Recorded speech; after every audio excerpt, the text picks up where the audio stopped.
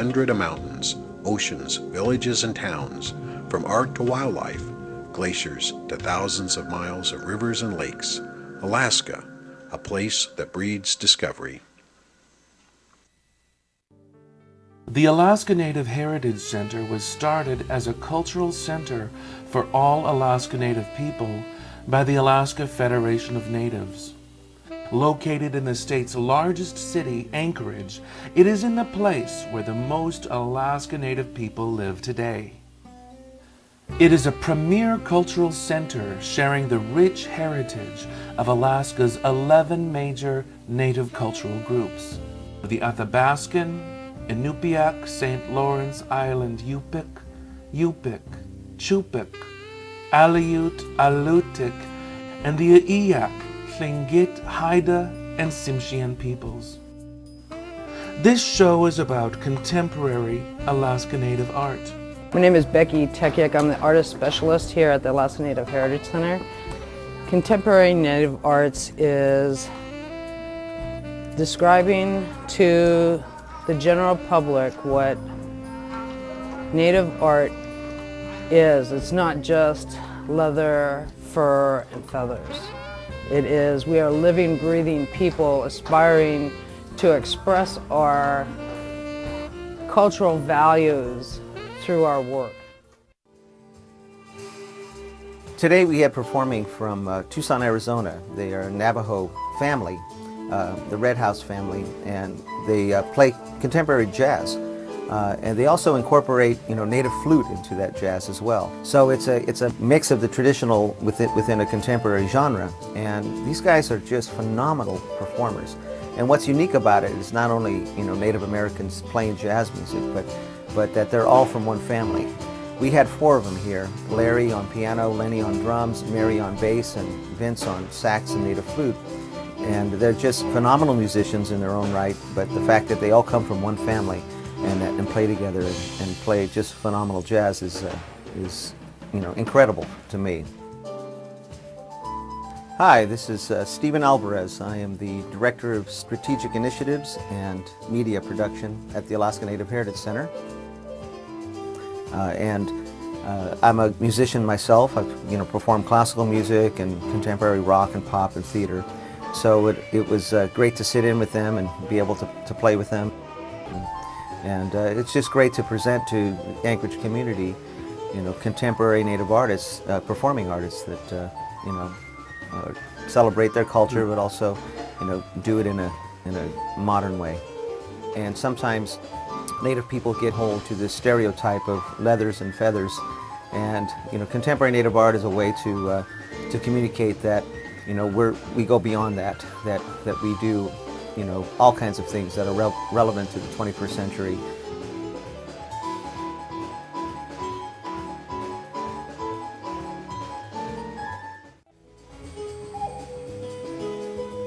Well, jazz music is not easy. Jazz music is really difficult music to play.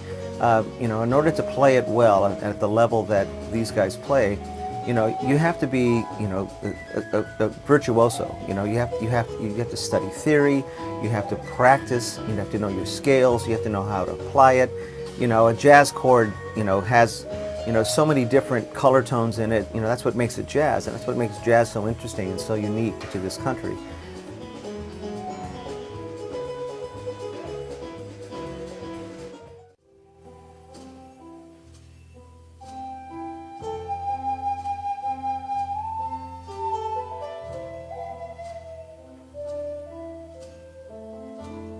One thing that's unique about Vince, Vince Redhouse is a sax player and a music educator, but he took up the native flute and, beyond just the diatonic or the pentatonic scale that a native flute usually plays in, Vince is one of 2 people that I know in the world that can actually play a chromatic scale.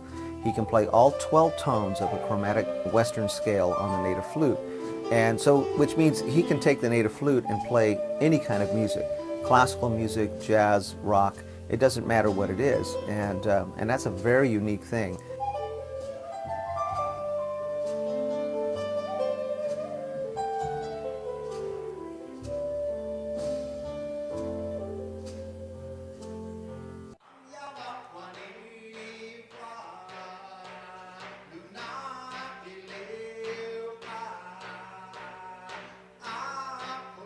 We are a contemporary people.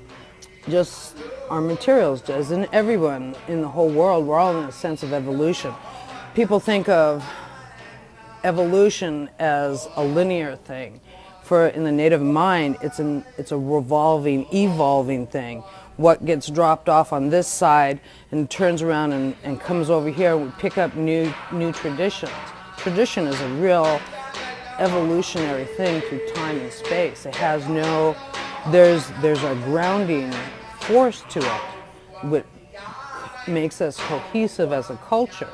And we, through that cohesiveness, through those connections within each family or each village or each region, that cohesiveness adjusts and shifts slowly. But we don't see those adjustments, shifts. One of my art instructors, I guess, proved that in any discipline, you got to have good drawing skills, and that's what I lucked out in developing as a kid. These are one of my favorite questions I like to ponder about, like, where did this spirit thing come in? How did they come to humanize the world around us with this spirit concept? Whenever possible, I always put the elder figure, that's my elder figure to me, always on the top, because they're the big reason we are here today. They're the beginning, they're the end of life as well as beginning of life. My name is Percy Avugiak. I'm originally from Shafornik. I'm part Nupaq and Yupik. I do a lot of traditional abstract paintings, mostly Alaska Native performances. This painting here, it's called Nupaq Lady and the Seven Drummers.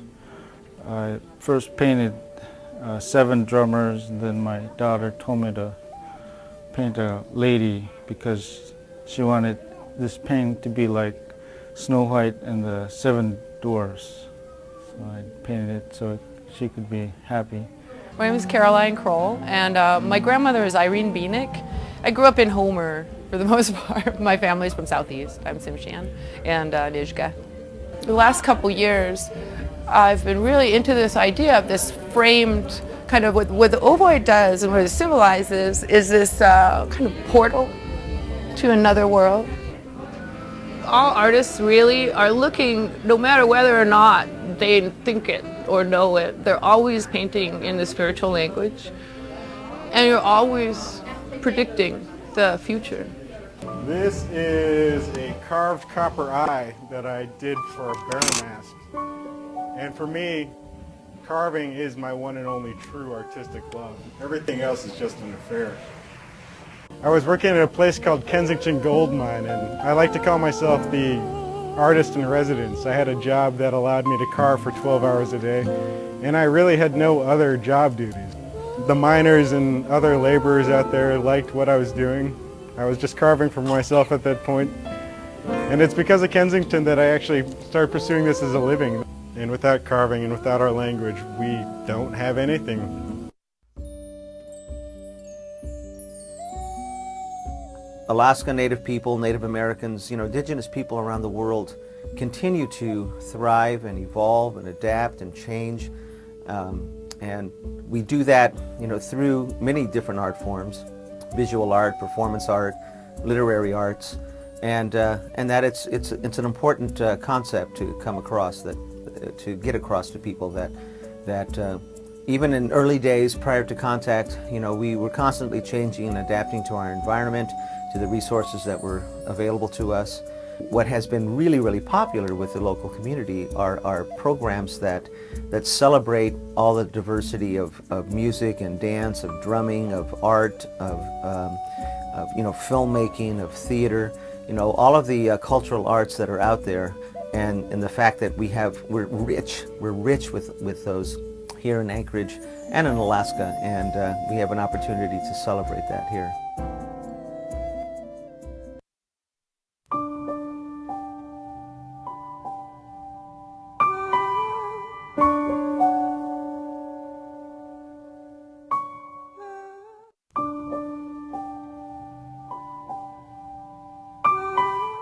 Thanks so much for watching Exploring Alaska. See you next time. For more info about Alaska or our show, check out our website at exploringalaska.com.